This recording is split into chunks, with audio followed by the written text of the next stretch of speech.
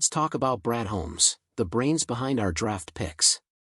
This guy has been quietly orchestrating some serious magic for the last 3 years.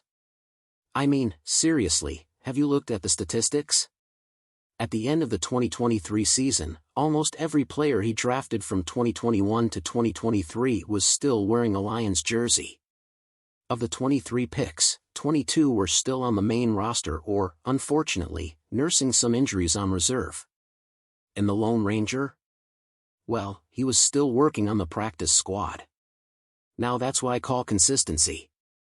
But hold on tight, folks, because 2024 is throwing us a curveball.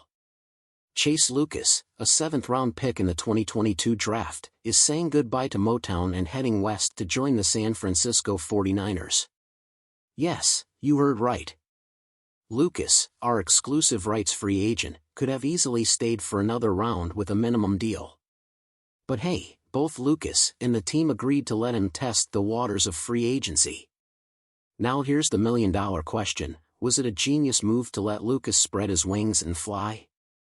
With the Lions shaking things up at cornerback this offseason, re-signing Emmanuel Moseley, getting Carlton Davis via trade and making some other killer signings, does it make sense to say goodbye to Lucas? Of course, it hurts a little to see him go, and Holmes' Gem series may have been affected. But hey, let's not forget the bigger picture. With 22 of the 23 draft picks still rocking Honolulu blue, it's hard not to feel optimistic about the future. But hey, I'm just one voice in this pride. Lions fans, it's your time to shine. Do you think losing Lucas will leave a mark, or are we on the right track with these new signings? And most importantly, do you believe in the Lions' journey towards building a winning team for next season? Leave your opinion below and let's keep this conversation going. The Detroit Lions have certainly been making waves in the free agency pool, but not without some tough decisions. Recently, left guard Jonah Jackson and safety Sidi Duche have bid farewell to the Motor City, opting for greener pastures with other teams. In the latest episode of the All Lions Bang the Table podcast, the crew delved deep into the ramifications of these departures and analyzed whether the team's offseason moves have been enough to counter the relentless efforts of the Green Bay Packers in the race for the NFC North crown. Speaking of departures, All Lions writer Vito Churko didn't hold back when discussing Sidi Duche's time with the team.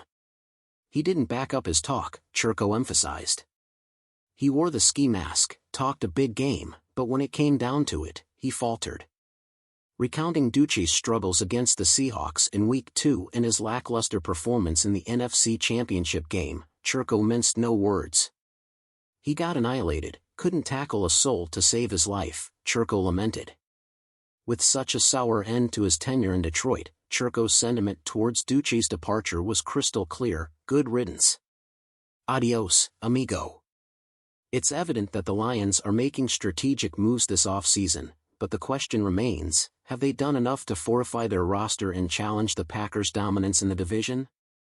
Lions fans, what's your take on the team's free agency moves and the impact of losing key contributors like Duche and Jackson? Sound off in the comments and let your voices be heard.